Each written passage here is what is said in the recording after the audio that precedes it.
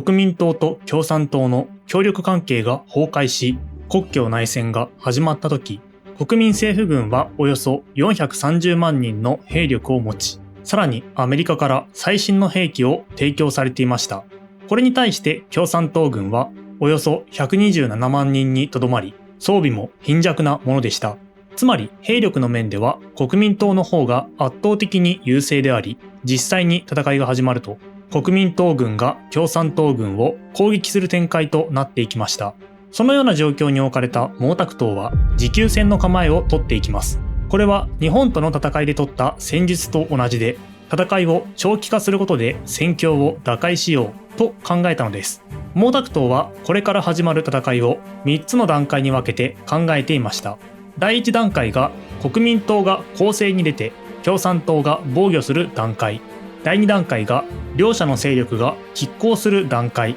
第3段階が国民党が防御に回り共産党が反攻に転じる段階です。第1段階における国民党の優勢は簡単には変えられないと考えられたため、共産党はまず防御に専念しなければいけません。そのため共産党はいくつかの地方や都市を一時的に放棄する必要があると考えていました。そのような考えのもと、毛沢東はなんと延安を放棄する準備を開始します。ここは共産党の本拠地であったため思い切った決断でした。しかし防御に徹するだけでは第2段階へと進めません。よって共産党は国内に広がっていた国民政府に対する不満を利用し、できるだけ多くの人々を味方につけて形勢を逆転させようと考えました。一方で国民党政権は支援を続けてくれているアメリカとの間に条約を締結します。中米友好通商公開条約です。この条約は両国の友好関係や貿易関係を定めたもので、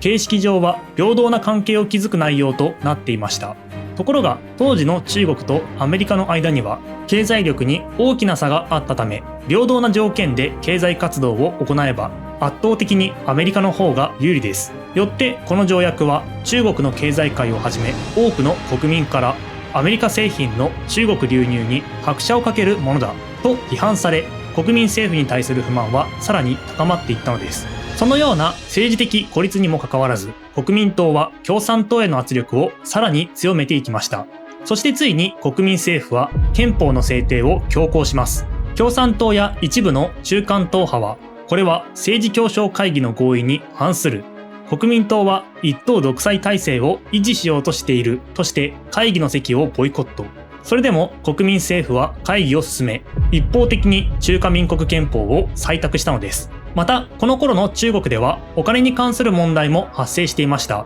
戦時中、中国の沿岸部は日本軍によって占領されていたため、その地域では日本軍が発行した独自のお金が流通していたのです。当然国民政府としては日本軍が作ったお金は認められません。我々の通貨の方が正当な通貨である。日本側の通貨にはそれほどの価値がない。そう考えた国民政府は、国民政府が作ったお金1元につき日本軍が作ったお金200元のレートを設定しました。このレートであれば交換してやると主張したのです。ところが実際の取引では国民政府が作ったお金1元に対して日本軍が作ったお金35から50元というレートで交換されていました。国民政府が設定したレートは実態とかけ離れたものだったのです。その結果、様々な問題が発生しました。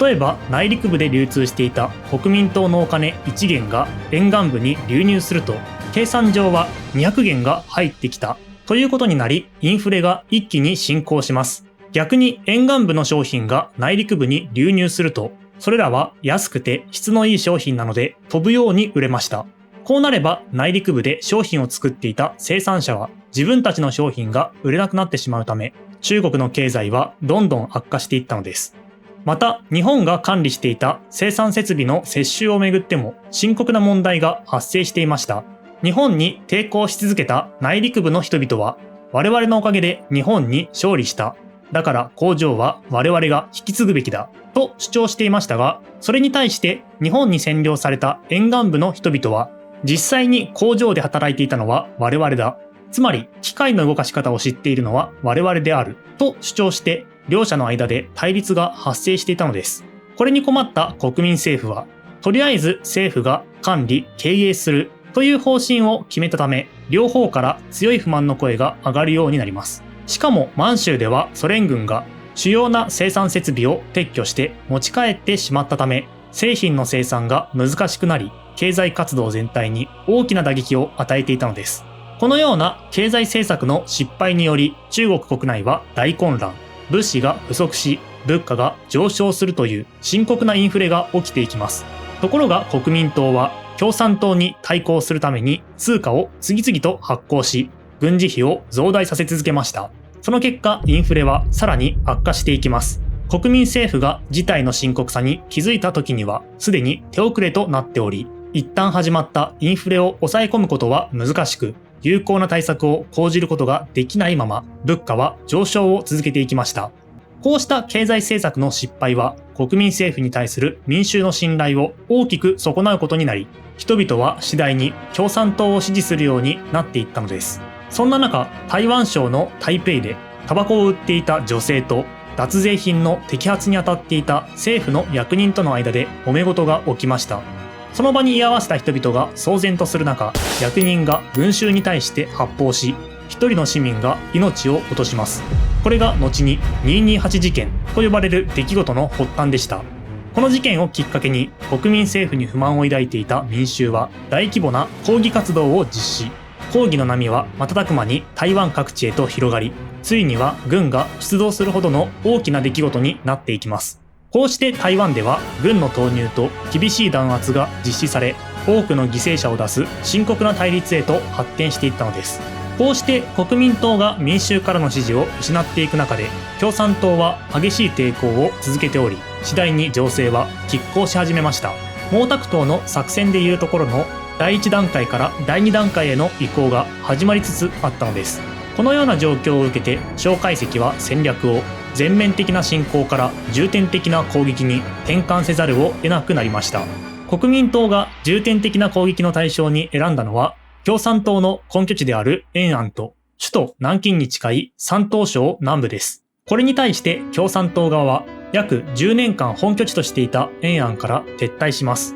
毛沢東をはじめとする共産党の幹部たちは以後転戦を繰り返し、国民党軍を山岳地域へと誘い込んでいきました。国民党側の戦力を消耗させることを狙っていたのです。こうして戦線を広げていった国民党軍は支配地域を広げた結果、兵力の分散を余儀なくされてしまいます。そうなると当然、守備の手薄な地域が生まれてしまい、共産党はそこに兵力を集中して反撃を開始します。こうして国民党の軍勢は支配面積を増加させた結果、兵力が減少するという状況に追い込まれる一方で、共産党の軍勢は支配面積を減少させた結果、兵力が増加するという状況になっていきました。こうして戦局は次第に膠着し、両者の勢力が拮抗する毛沢東の想定した第2段階への移行が完了したのです。この第2段階において共産党は東北地方で大規模な攻勢を展開、国民党軍に打撃を与え、長春や信陽